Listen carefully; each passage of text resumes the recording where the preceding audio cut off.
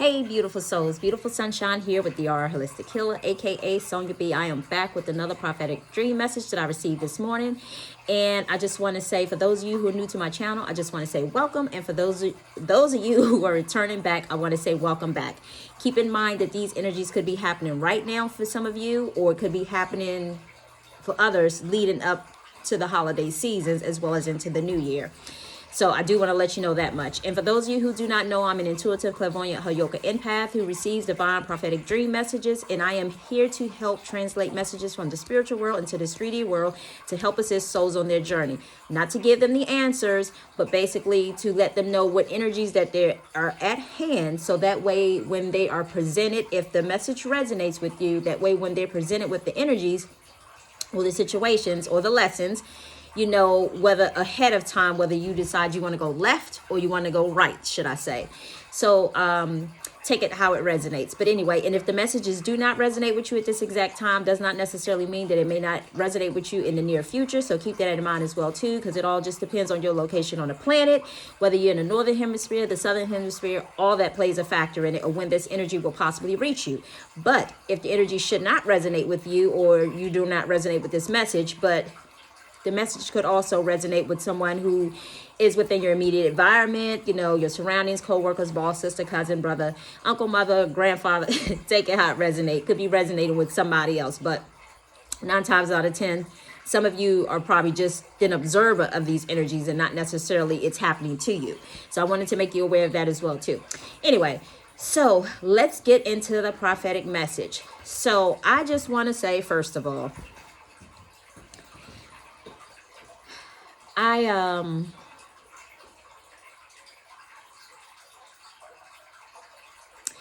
just basically want to say that, how can I say that? Let me start off by saying this. Okay, so let me just start by saying the message that I received, first of all. So the message that I received this morning was 2 different messages, okay? So the first message that I saw was, again, as I said, either you're going to be an observer of this or you're going to be someone who is actually, this is possibly happening to. If you are someone who, and let me say this, thank you, Spirit. If you are someone who are in a actual relationship right now and you're actually dealing with the person, you're actually living together, you deal with them on a daily basis. So if you are someone who, again, is in a relationship, as I said, and you have kids together, and, you know, even whether you have kids together or not, it doesn't matter. So if you're somebody who are living in the same household, and whether you have kids or whether you don't have kids, whether you're married, whether you're not married, whether you're just a common law, you know, husband and wife, it doesn't matter. So this message is applying to some of you, because the way I saw it in the dream was God showed me like it was these 2 different families. And one was a biracial family. One was a Caucasian woman and a black man who had kids with this Caucasian woman. And let me state for the record, for you guys who do not know, I am not racist. I'm just basically showing you how God showed it to me and presented it to me, okay? So I say all that to say that's how he presented it to me. So take it how it resonates. You know, if the story resonates with you, it does, it does. If it doesn't, it doesn't. But I'm just showing you how he showed it to me. So anyway, so I saw there was a biracial couple, and they had some kids who were also, they had kids together. So I say all that to say, I saw that some of them was in a situation where they were arguing and fussing, should I say, as if things were kind of like just escalating. So again, I saw 2 groups of families. So I saw one group that was the biracial group. Then I saw another group. I believe that they might have just been, I'm not sure of the other one, but in particular, that one stood out for the most part. But I say all that to say, you know, and let me state this for the record. Nobody is off limits here, because as I said before, however God gives me the message, whether you're white, whether you're black, whether you're Spanish, whether you're Middle Eastern, you know, whether you're Asian, it doesn't matter. However God gives me the message, that's how I'm going to deliver it. So thank you, Spirit. So I say all that to say that, you know, sometimes people aren't ready to put on their big girl panties or big boy underwear, should I say. And I say all that to say that sometimes you have to just not look at what's being said, but listen to the message that's being delivered. Because if you're getting your feelings too much, you might even just miss the message that's coming through. And I say that in any situation that I refer to a person as their color or race. And I'm only doing that again of how it was shown to me, because that's the energy that we're dealing with at this time. So anyway, with all that being said, so I saw that there was going to be some situations where there's going to be some arguing involved. There's going to be some loud talking involved. Just escalation, just kind of ramping up, should I say. I saw that this was happening outside, but this could be happening in somebody's house too. This is just how God showed it to me. So I don't necessarily want to say where it's going to happen at, because I don't necessarily know locations nor times unless God specifically tells me. But one of the messages are, I will say it, I know it's definitely during a holiday season for the other message that I have for you. But I say all that to say, just keep in mind that these energies are here because God is trying to reveal something to you. God is trying to show you something about yourself. God is trying to show you ways that you have been settling for less. God is showing you, and he's trying to get you to see that you don't have to settle for less than what you deserve, in other words. So I can't really say why these people are arguing or whatever the case may be, but I do know that everything is being divinely guided. And I say all that to say, if there's some confusion and chaos that is happening within your household, just know that it's an underlying reason for that. And just know that God is here, because it's almost like if you take it's so funny because my daughter's baking cookies right now, right? But the image that just came to me was like a mixer. Imagine like everything that's taking place right now. It's almost like, it's like mixing your flour, mixing your sugar, mixing your chocolate chips, and mixing whatever kind of cookies that you're making that you got to mix into the bowl, the eggs, the baking powder, all that other stuff. So it's almost like God is just shaking a little bit of stuff here, a little bit of stuff there, and a little bit of that there. And eventually that mixer is going to turn on. It's going to start to blend. So I say all that to say, and as it's blending, it's going to basically blend in everything that is, how do I want to say it? Instead of blending in everything that you need to make the cookie, what Spirit is showing me is like it's gonna blend out everything that no longer serves you. So in other words, if there's a person in your life that doesn't or shouldn't be there, it's almost like God is gonna allow that mixer to turn around and spin, and somebody's gonna go flying out the bowl, should I say. So I say all that to say that those energies are here for a reason, if that makes sense to you. I tried to put it to you that way because I know the cookies, you mix stuff in, but no, it's like a reverse is what Spirit was showing me. Like things are being tossed out that, no longer serve with you, or feeling like you're in relationships that are just being codependent for the sake of having somebody next to you at night, sleeping next to you, or just for the sake of having somebody there in front of your face, or for the sake of just being able to have a conversation with somebody and not really taking the time, thank you, Spirit. It's almost like Spirit's just showing me like you're taking all that time and energy that you're investing on somebody else. And it's almost like, it's like wasted energy, in other words, that you're wasting energy and time and effort on these other people when God is really trying to get you to a place of investing that same energy back into your own self. It's like reclaiming your power. So I'm going to leave it there,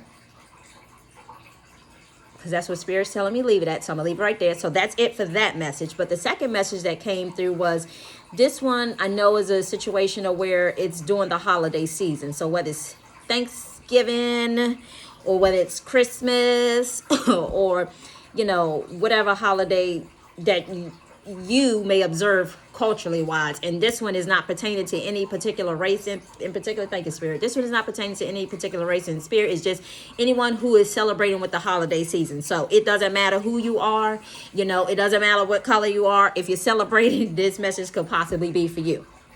So I saw it came in the form as if like I had a relative that came to my house to visit. And I know this message isn't for me because nobody's coming to my house for the holiday because I'm not celebrating any holidays. So I say all that to say that a relative had came to my house. As a matter of fact, it was like I was expecting people to come to my house, but in particular, one cousin kind of showed up early than everybody else. So when she had arrived, I said, "Oh," I said, "You're early." And she said, "Yeah, I'm early because I'm stopping past here. I'm coming to your house first, and then I'm going to go to my dad's house afterwards." So take it how it resonates. If that message applies it resonates with you, you know, take it how it resonates. But anyway, so with that being said, this was a situation of like when she got there, it was in the form of, yeah, so like, where's your library room at? I've been wanting to see your library room. And I'm like, why she keep talking about a library room? Nobody said something about a library room. But I kept wondering that in the dream. So we kind of had a little, we was talking, but I don't really know what was being said. But then she brought it up again. She was like, yeah, where's that little library room that I haven't got a chance to see it yet. Like, where is it? But somehow we switched scenes within the house. So we went from like the living room area to me letting her in, and we ended up in the bedroom area. And then in the bedroom area, she looked at the bed, right? So on this bed, it had like a white comforter on the bed. So thank you, Spirit. Okay, I knew the comforter was white. Okay, but Spirit just brought to my attention that white means purity, right? So in other words, this was a cousin. She came into my room, and it's like, it's almost like, I don't even remember if she just kind of asked, but I think she just kind of, I can't remember whether she asked or not, but she just kind of laid on my bed on her stomach, and then she just kind of started rolling like, oh, this feels so good. This feels so good. And I'm looking at her like, are you trying to leave your negative energy behind, is what I was thinking to myself, right? Because I said it's like one of them plushy type white comforters or whatever. Anyway, so and then she was doing it a little too long, and then she just kept rolling and rolling it. And then I had to tell her, I said, because as I looked at her right before I said it to her, I basically said, okay, you know, like how a dog takes and marks his territory in a sense, like whether they, let's just say, because I know I've seen my dog do this, but I've been telling her not to do this, but you know how a dog, I guess maybe a dog may have sprayed outside and then another dog takes in or smells a particular area, and then they take and they roll over on their back and start rubbing their backs into it or whatever, for those of you who have pets. Anyway, if you don't know what I'm talking about, just imagine somebody just trying to roll their scent into your bed or whatever. But anyway, so I say all that to say she was rolling a little bit too much, and then it got to the point that I told her, I said, okay, I'm gonna need you to get up now. And then because I was thinking to myself, is she trying to mark her, I felt like she was trying to mark her territory in a sense. Hold on, y'all. I feel like I just got on here. I ain't said very much, but I need some water. Hold on.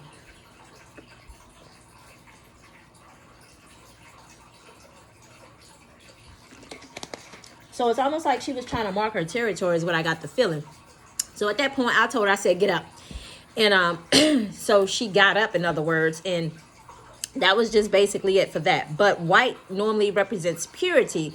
So for me, I got it to where it's almost like she was trying to rub herself on my bed, but I was getting as to the point of her trying to rub off her negative energy on my bed, should I say. So I say all that to say that, you know, just be mindful during these holiday seasons that you have somebody come into your house and they want to enter your bedroom. Thank you, Spirit.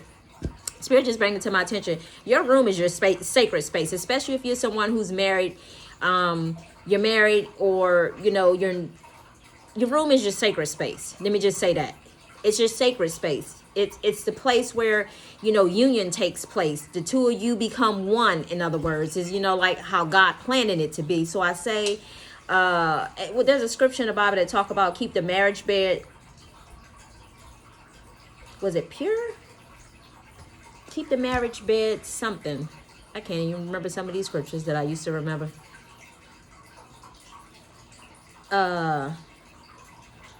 Don't defile the marriage bed, I think it was. Hold on.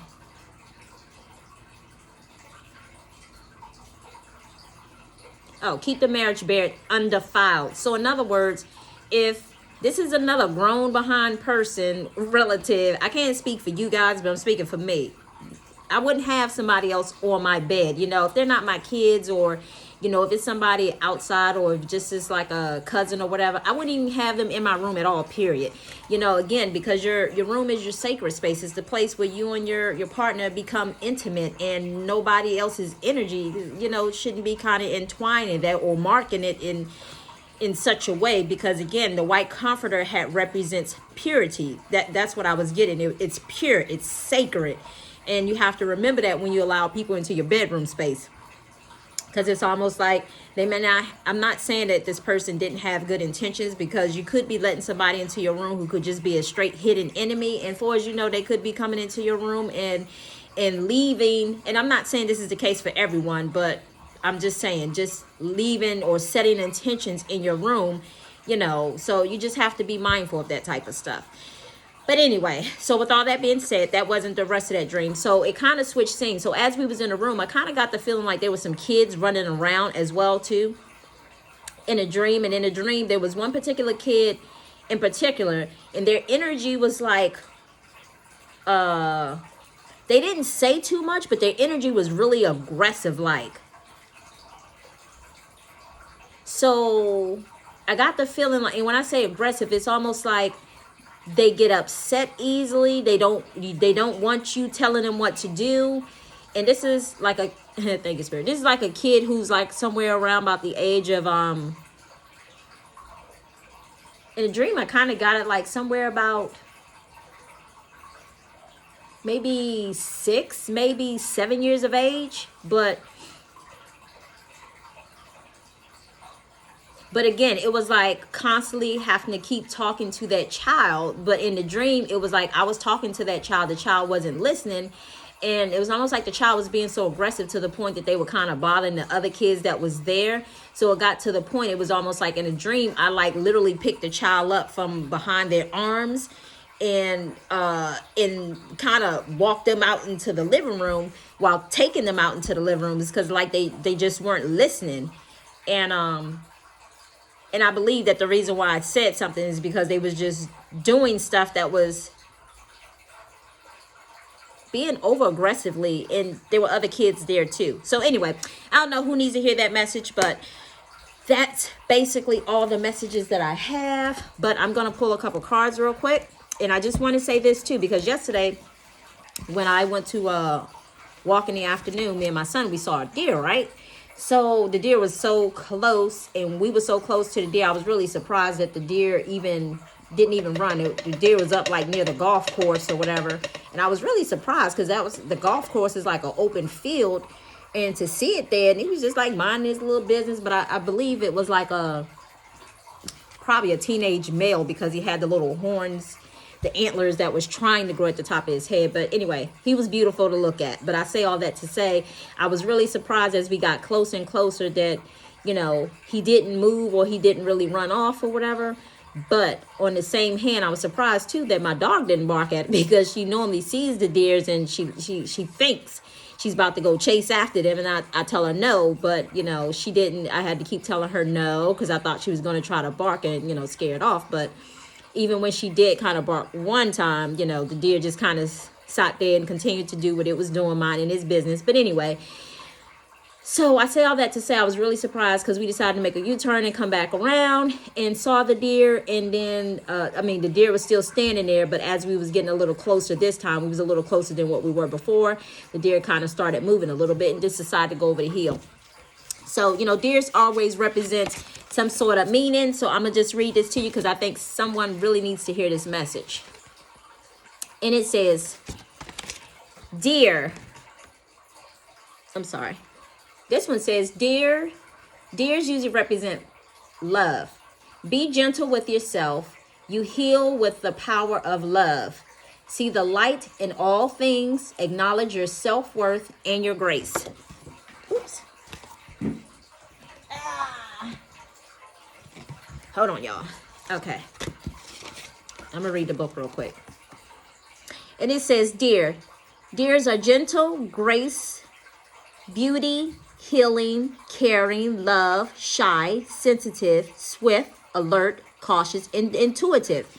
Those are all things that the deer represents. And then it says, deers are watchful and wary. This vigilance helps them to remain safe. Deer loves a new path, adventures a lot of varieties. Just watch them nibble through a garden.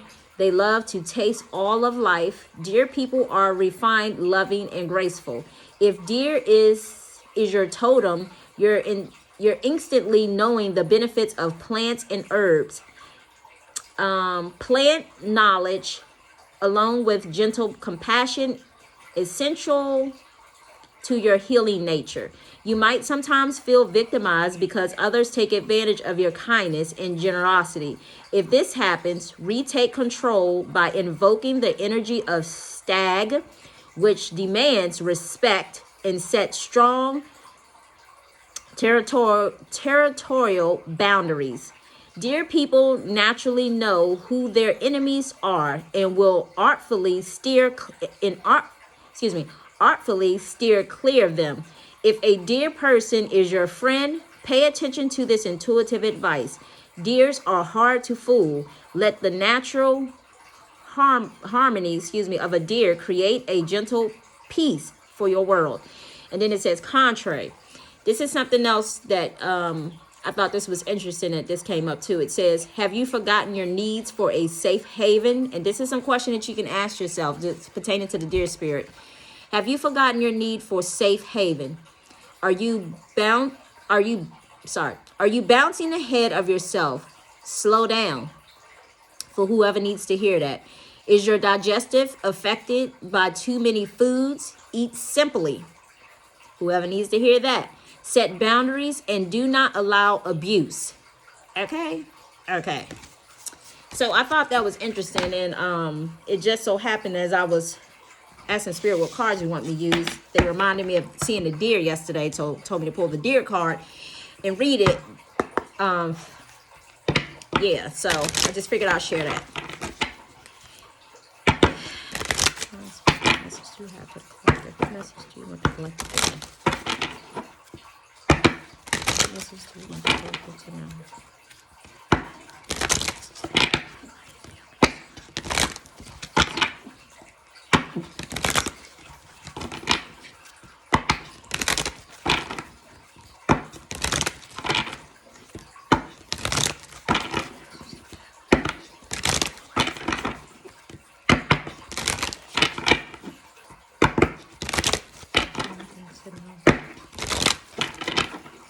One more shuffle, y'all.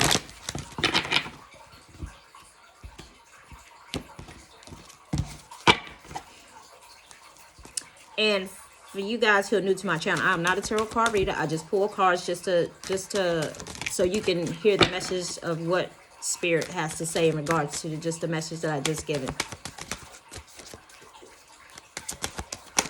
Oops.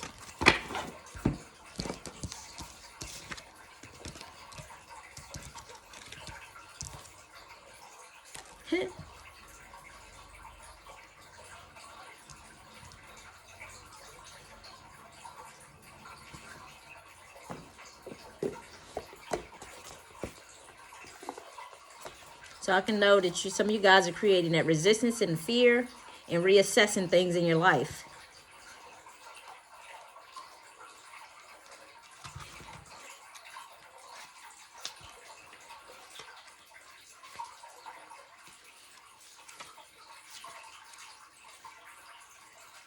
All right, so we got this creation. You can create your own destiny. Be dexterous. Every creature on earth creates. You should welcome the process of creation. Save money and time. Have it reserved. Let's see.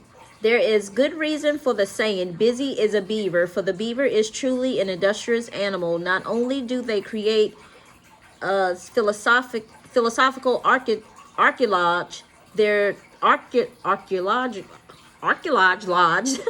they're semi-submergible homes, but they change the course of rivers and waterways through strategy demanding they create new environments for themselves and other animals. Like the beaver, we too have create with industrious and vigorous. Everyone is creative. not just those who are considered to be creative, such as artists, designers, musicians, and writers. We all can be encouraged to think more creatively, to resolve problems outside of square solutions, to invent new ways, and to imaginatively break new trails. This moon is the moon of taking action. Our North Hemisphere ancestors at this time would be preparing for winter, They would be preparing food, preparing skins, gathering medicines, strengthening their homes if they were not nomadic, and preparing to move to better hunting grounds. If they were, anyone who didn't work hard at the time would likely suffer greatly for when the winter came. The time is to take action is now. Interesting. And then you have resistance. This is 25.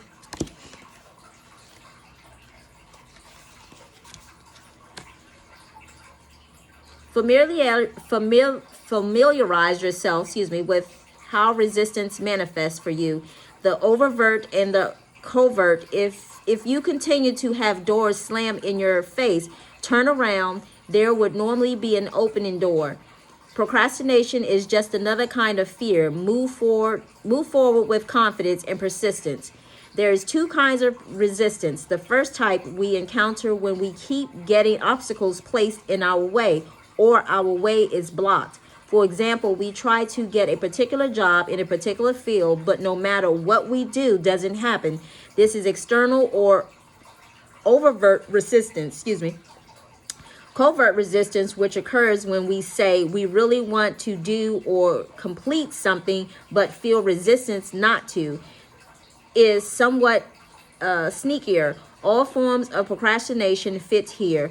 Writer's block being a classic example, when we want to do something but get distracted and don't do it, or we just can't seem to engage our will enough. That is covert resistance, when we want to get rid of a bad habit, an addiction, or an old pattern. In fact, anything we are thinking of releasing from the dark moon, and feel resistance in doing so, we have a big dose of covert resistance.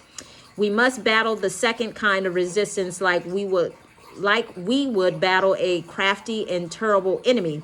We must raise our shields and sharpen our swords and have a strategy to remove the resistance. In fact, we must flow through it. It's a battle we might have to fight more than once, but we will be resilient and vigilant and fight it we will. For when we win, and we will win, the rewards are great. Why do we resist the things that we say we want? Sometimes we don't really want those things. Most times though, we are frightened about what might happen if we do get what we have asked for. What will people think? Will we lose our friends and family if we rise?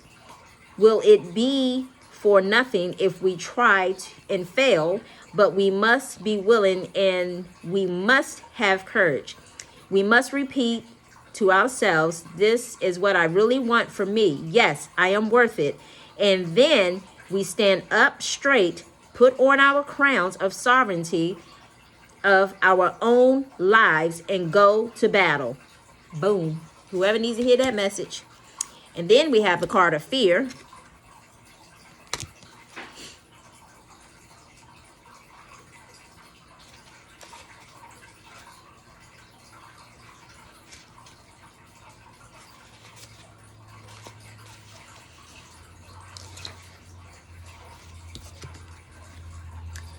Fear. The time of courage is here. Fear is only useful if it teaches you something. You must examine whether your fears are old or new, useful or helpful. Fear blocks flow. Again, fear blocks flow. So if you guys looking for some abundance or whatever it is that you're looking for, asking God for, whatever it may be, just know that if you're not acting on it and you're fearful of what the outcome may be, just know that fear blocks your flow. If there is one thing that stops people from fulfilling their dreams or even getting things done that they want, I'm sorry, getting things done that they want done, it is fear. Experiencing fear is built in a chemical part of the way of our brains work to protect us. Emotions such as fear causes the production of the whole raft of body chemicals that give us the best chance of coping with situations that need our attention to survive. There is a healthy kind of fear, the kind that warns us to keep out of dangerous situations or to stay clear of someone who is intensively making us weary. However, it would be a rare person who does not have at least one fear that does not serve them. A fear that is unrealistic or untrue, or perhaps based on an outmoded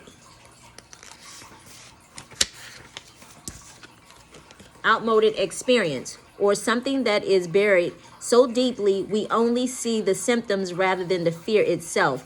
Most fear has been formed with the positive intent of protection.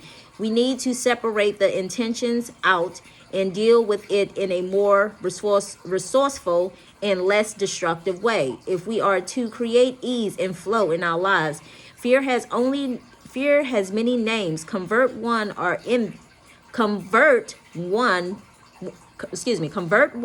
are envy, jealousy, codependency, procrastination, bullying, people pleasing, disconnections. More overt ones are avoidance, fear of failure, or fear of success. There is, however, a kind of antidote to fear, and it is encouraged. Fear will not put up an initial resistance to courage, but it has no real long-term power against it. While we can be fearful and courageous at the same time, and I think courageous contains a mighty big dose of fear, we can choose to face that fear and flow through it until we fear less and then eventually become fearless. The process isn't always graceful, it isn't always impressive because it may be slow and deliberate. Steps we taking these steps isn't always easy, and understatement, it isn't always apparent to others. So it should be about us measuring how far we have come and not worrying about what anyone else thinks. Comparison is useless. Courageous is powerful, no matter what forms it takes. Okay, see, this is one that I had to overcome. For those of you who do not know and you're new to my channel, I talked about, me growing up with dyslexia or whatever the case may be. And, there are times, like I said before, where my communications get affected. And that's definitely during Mercury retrograde, because sometimes during Mercury retrograde, I tend to stumble over my words a little bit. And then other times I just have like little misfires, where it's just like pew, pew, like my brain just isn't processing something at the moment. So yes, that was a fear that I had to get over with. So I, publicly chose to speak about it on my channel, as well as, that helped me to kind of overcome my fears with just, that may not be somebody else's fear, but that was a fear for me, just publicly speaking, because, I had dyslexia and I used to stutter as a kid, but I taught myself how not to stutter. So I say all that to say that, those are just things that I happen to work through or whatever to say as a person. But, I have to come on my channel and do what God asked me to do and not have to worry about how you guys are receiving me on the other end, and just go with the flow. So I know that fear card all too well about just accepting myself and not worrying about how somebody else looks at me in the process of me just being my true authentic self. That's me standing in my true power. So I say all that to say that there's nothing that somebody can try to use against me because I've already spoken my own truth. You know what I mean? So I got one last card, and this is assessing. So give me 1 second. And all of these messages are leads right up to the information that I had given. You know, all of these things, you know, some things are just taking place because, you know, some of you guys, like it said, talk about not wanting to let go of certain things like the envy, the jealousy, the codependency, you know, all those things, you know, just whether it be in relationships while the fussing, bickering, and arguing is taking place, or, you know, whatever the case may be. So keep those things in mind too. Assessing. It is time to assess your current position. You must make sure your blind spots are revealed and that you are honest with others and yourself. Just talked about honesty, right? Hold on, y'all. Sometimes the hard decision is the best decision. You should be able to assess and move quickly based on the assessment. And it says, you have begun your journey and now is the time to assess where you are and what you do next.